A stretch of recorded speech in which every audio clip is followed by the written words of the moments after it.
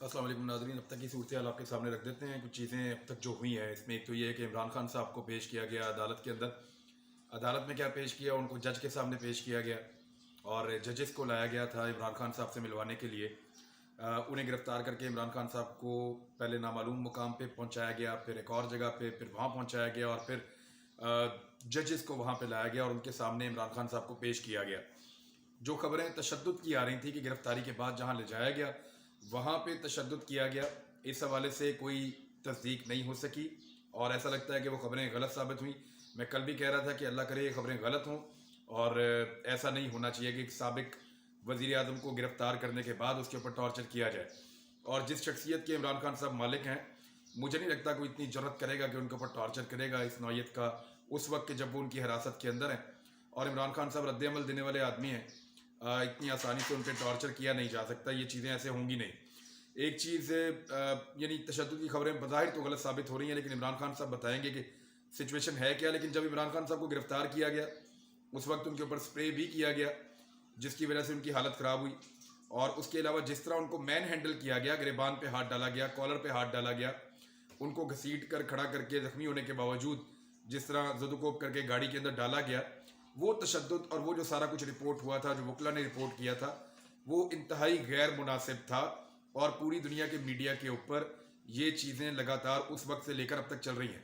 BBC हो, CNN हो, fox हो, आलमी मीडिया हो, कोई भी, स्काई न्यूज़ हो, अल जज़ीरा हो, दुनिया के, या तुर्की का मीडिया है, रशिया का मीडिया है, यूरोप का मीडिया है, अमेरिका का मीडिया है, गल्फ़ का मीडिया है, सारी दुनिया इस खबर को दिखा रही है। और इमरान खान साहब की जो तस्वीर बाहर आई है, मुबैना तौर पे कहा जा रहा है कि इमरान खान साहब उस वक्त जज के सामने बैठे हुए थे, तो वहाँ वो बड़े पुरअज़म दिखाई दे रहे थे, बड़े मजबूत दिखाई दे रहे थे। लेकिन जो लोग इमरान खान को जानते हैं उनको पता है कि ये लोहे के आसाब का मालिक है। एस्टेब्लिशमेंट या उसके हवारी मिलकर उसको आसाब की जंग में शिकस्त नहीं दे सकते। उसको वैसे नुकसान पहुंचा सकते हैं, 72 साल का आदमी है, वो आपके साथ हाथापाई तो नहीं कर सकता, लेकिन आप उसको वैसे नुकसान पहुंचा सकते हैं। लेकिन आसाब की जंग में उसको हराना तकरीबन नामुमकिन है, वो ऐसे हारेगा नहीं। इमरान खान ने कुछ खदशात का इजहार किया है जज के सामने और अपनी जान को खतरा होने के खदशे का इजहार किया है इमरान खान ने एक मरतबा फिर। यानी इमरान खान साहब ने जज के सामने भी कहा है, जो रिपोर्ट हुआ है मुबैना तौर पे, कि मेरी जान को खतरा है, इससे पहले भी लोगों को मारा गया है और मुझे भी इस बात का खतरा है, मेरे डॉक्टर को बुलाया जाए। डॉक्टर फैसल के बारे में उन्होंने कहा कि उनको यहाँ बुलाया जाए। खैबर पख्तूनख्वा से बहुत बड़ी तादाद में शहरी इस्लामाबाद के अंदर दाखिल हुए हैं, उनके साथ उनके कुछ रहनुमा भी मौजूद थे।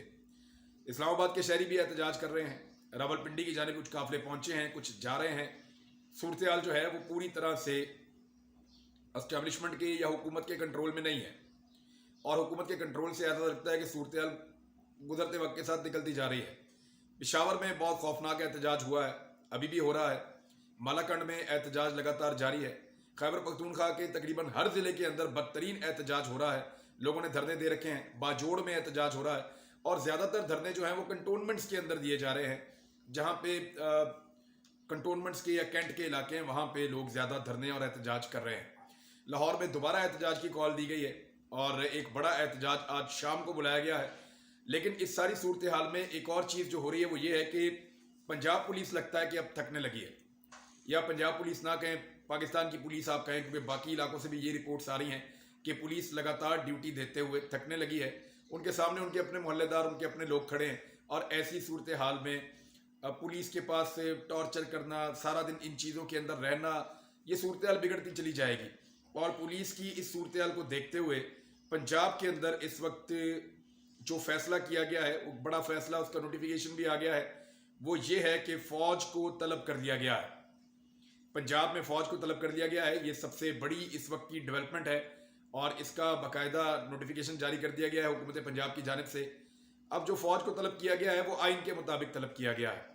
लेकिन थोड़े दिन पहले सीनियर एजेंसीज के अफसरान ने सुप्रीम कोर्ट ऑफ पाकिस्तान को अदालत के अंदर एक ब्रीफिंग दी थी और उन्होंने बताया था कि कैसे पाकिस्तान के अंदर सिक्योरिटी की सूरत हाल बहुत ख़राब है और उनका ये कहना था कि इस सूरत हाल के अंदर इंतखाबात क्यों नहीं हो सकते। वजारत दिफा ने भी ये कहा था कि फ़ौज मसरूफ़ है, ख्वाजा आसिफ ने भी कहा था फ़ौज बहुत मसरूफ़ है और सिक्योरिटी के लिए फ़ौज दस्तयाब नहीं है। यानी अगर पंजाब में इलेक्शन करवाने हैं सिर्फ एक दिन के लिए, صرف ایک دن کے لیے پنجاب میں الیکشن کروانے ہیں تو اس کے لیے فوج دستیاب نہیں ہے.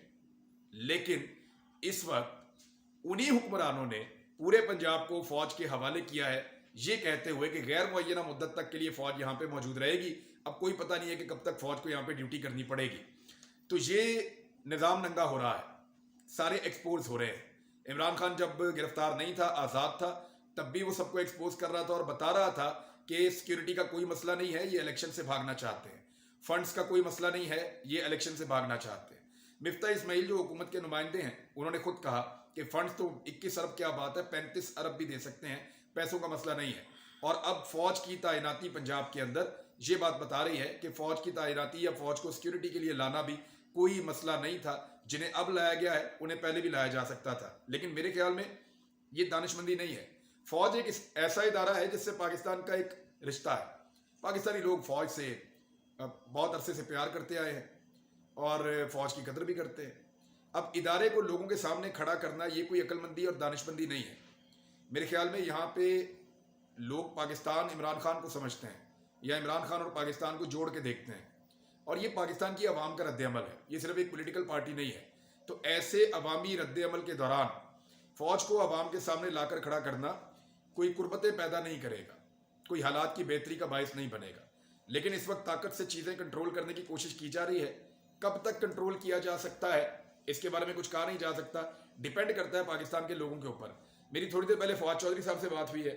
فواد چودھری صاحب کو گرفتار کرنے کے لیے سپریم کورٹ کے باہر پولیس بڑی تعداد میں موجود ہے, سی ٹی ڈی کا عملہ بھی ہے, باقی لوگ بھی وہاں موجود ہیں. جبکہ اسلام آباد ہائی کورٹ نے منع کر رکھا ہے کہ فواد چودھری کو گرفتار نہ کیا جائے. اور فواد چودھری سے جب میں نے بات کی تو انہوں نے مجھے بتایا کہ ان کے ہاتھ میں عدالت کا آرڈر ہے جس کے مطابق انہیں یہاں گرفتار نہیں کیا جا سکتا. تو میں نے ان سے پوچھا کہ کیا آرڈر کی تعمیل ہو رہی ہے عدالت کے, انہوں نے کہا وہ تو پھر نہیں ہو رہی, یہ تو چیزیں تو ایسے ہی چل رہی ہیں. تو اب ایسا ہے کہ فواد چودھری صاحب باہر نکلیں اور انہیں گرفتار کر لیا جائے تو عدالت کی ایک اور توہین ہو جائے گی. اور اسلام آباد ہائی کورٹ اس وقت گرفتاری دینے کے لیے یا گرفتار کرنے کے لیے ایک سب سے بہترین جگہ بنی ہوئی ہے, کیونکہ اسد عمر کو بھی اسلام آباد ہائی کورٹ کے اندر سے گرفتار کر لیا گیا ہے, not out side the court but in side. یعنی اس کو بھی, اسد عمر کو بھی گرفتار کیا گیا اسلام آباد ہائی کورٹ میں سے. وہ وہاں موجود تھے عدالت سے رجوع کرنے کے لیے, اور وہ یہ چاہ رہے تھے کہ عمران خان صاحب کو بجائے اس کے کہ پولیس ریسٹ ہاؤس سے ادھر ادھر جا کے آپ یہ کروائیں ساری کاروائیاں اور وہاں پہ ججوں کو لے جایا جائے, عمران خان صاحب کو عدالت کے اندر پیش کیا جائے.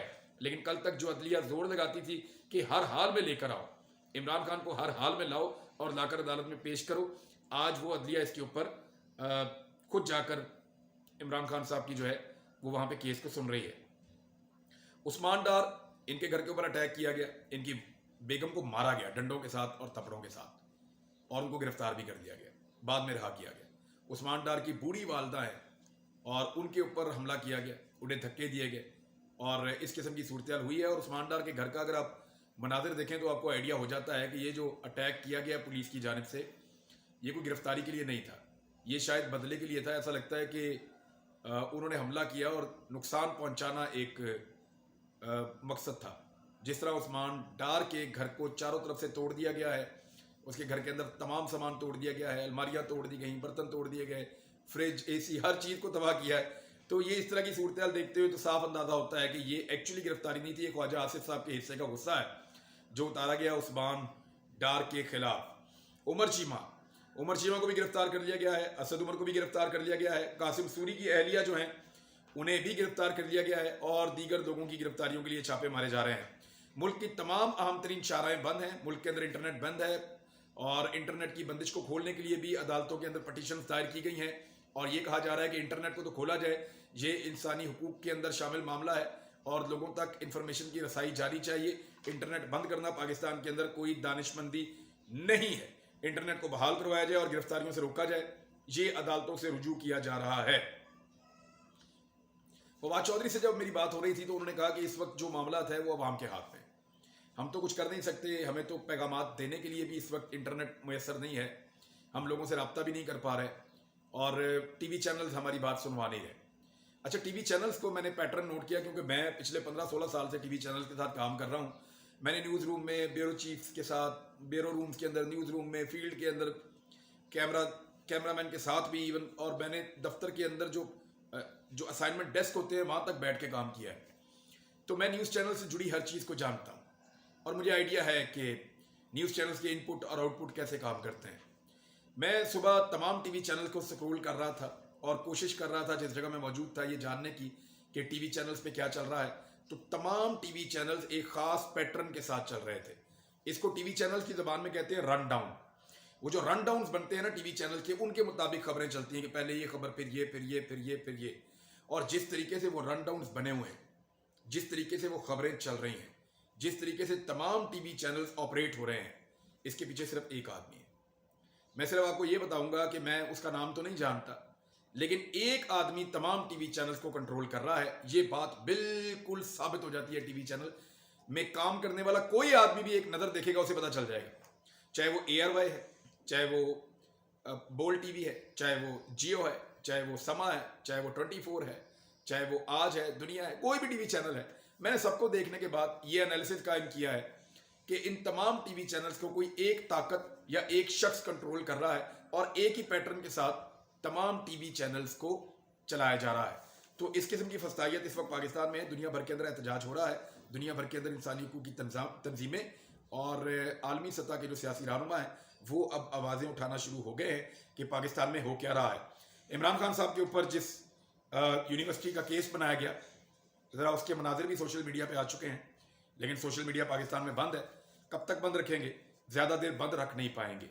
پولیس تو تھکنا شروع ہو گئی ہے, پولیس پیچھے ہٹنا شروع ہو گئی ہے, اور اب دیکھنا یہ ہے کہ فوج کے ذریعے سے کیا کرنے کی کوشش کرتی ہے موجودہ امپورٹڈ حکومت. اب تک کے لیے اتنا ہی. اپنا خیال رکھیے گا, اپنے چینل کا بھی.